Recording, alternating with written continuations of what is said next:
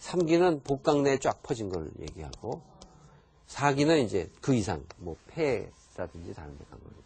그래서 우리가 1, 2기에 진단이 되면은 그래도 이건 초기로 보는 거고 3, 4기는 이건 진행되는 거예요. 근데 이렇게 3, 4기에 진행되는 경우가 60% 이상이라는 거예요. 난소암. 그게 문제예요.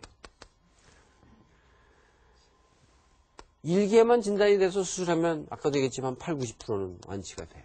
근데 이 밑으로 가면 3기 이상 진단되면 한 15에서 20% 완치율이. 아까도 얘기했죠. 4기는 뭐 5% 밖에 안 돼요. 그러니까 이때 진단을 하기 위해서 1년에 한 번씩 저런 검사도 하고 그러라는 거죠.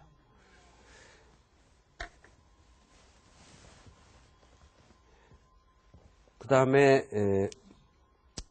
조기 진단 방법은 말씀을 드렸고 치료는 난소암은 무조건 수술을 하는 겁니다. 처음에 3기건 4기건 간에 다 수술이에요.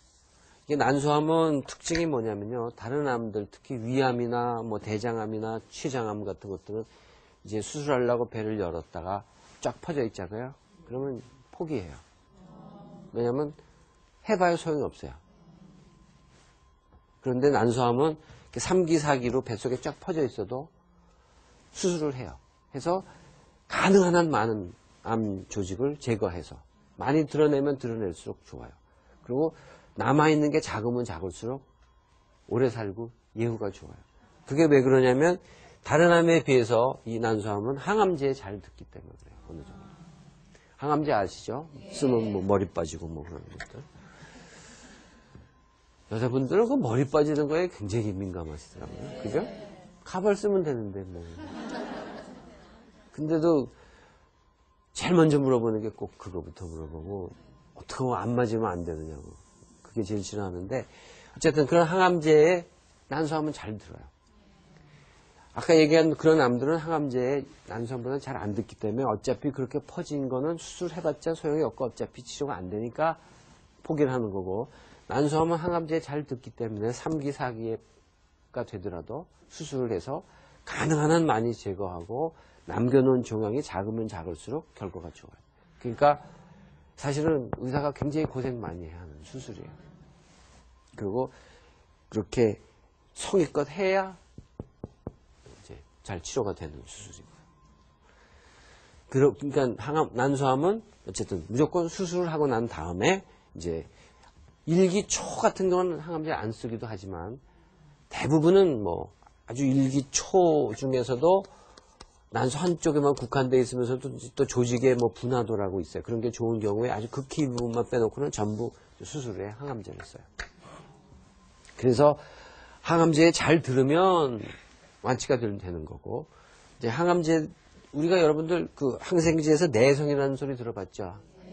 항생제를 자꾸 쓰게 되면 내성이 생겨서 다음엔 안 듣고 그런 것처럼 마찬가지로 이 난소암이나 다른 암도 마찬가지지만 항암제도 처음엔 잘 듣다가 이 암세포들도 이제 항암제에서 살아남기 위해서 자기네가 그 안에서 이렇게 변화를 해요. 유전자 같은 것들이 변화되고 뭐 등등 하면서 내성이 생겨갖고 결국은 재발하는 거예요.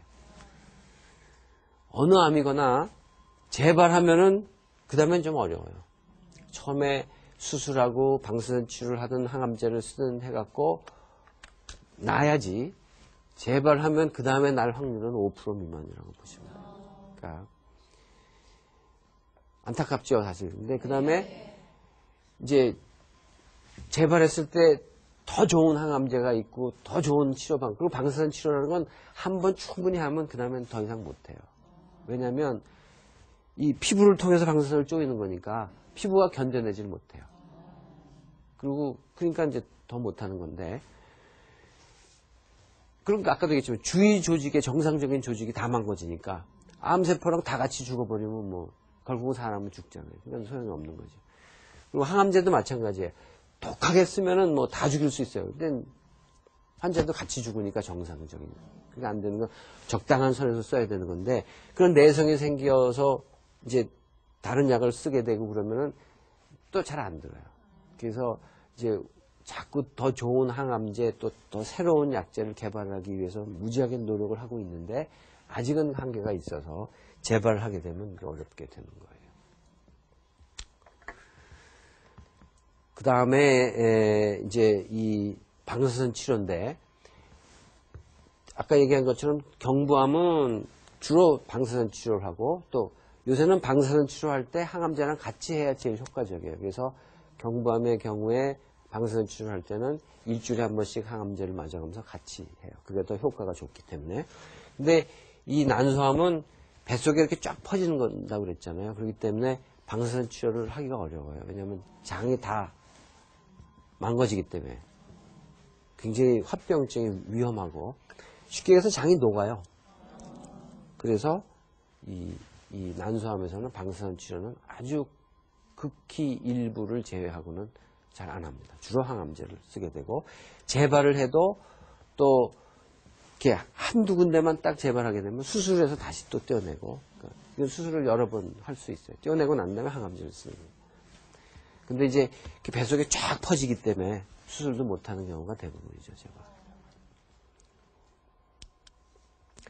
이제 그 다음에 난소암은 뭐 그런 정도예요. 그러니까 다시 정리하면 일단 조기 진단 방법이 잘 없기 때문에 조기 진단이 잘 안 된다. 그래서 발견할 당시에 보통 3기 이상 진행된 경우가 60% 이상이다.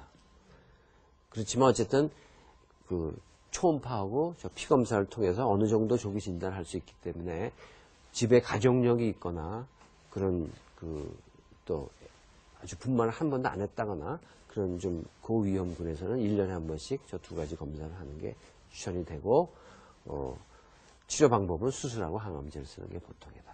그렇게 그 정도로 요약해 드릴 수 있고, 그 다음에 이제 여기 있는 난관에도 암이 생기는데, 이거는 뭐 굉장히 드물어요. 여기 보시는 것처럼 전체 여성암에 뭐 1%도 안 되고, 또 거의 같이 붙어 있잖아요. 그죠? 그러니까 수술하기 전에 미리 알기가 굉장히 어려워요. 그냥 난소암인지 알고 들어갔는데 보니까 난관암인 경우가 간혹 어쩌다 있고, 거의 치료 방법도 같고 임상적인 양상이라든지 모든 게 다 같아요. 그래서 이건 같이 취급을 해서 치료를 하면 됩니다. 그 다음에 이제 우리나라 여성암 중에 세 번째로 많은 내막암이에요. 아까 말씀드렸듯이 요 빨간 부분이 내막이라고 그랬죠. 생리할 때마다 떨어져 나오는 부분이에요. 한 달에 한 번씩 이렇게 쭉 두꺼워졌다가 떨어져 나가면 얇아졌다가 또 이 난소에서 호르몬의 영향에서 또 두꺼워졌다 떨어져 나왔다. 그걸 반복을 하는 게 내막인데, 이게 쉽게 설명하면 떨어져 나가지 않고 자꾸 이 여성 호르몬만 나와갖고 이게 두꺼워지면 이게 암이 돼요. 그러니까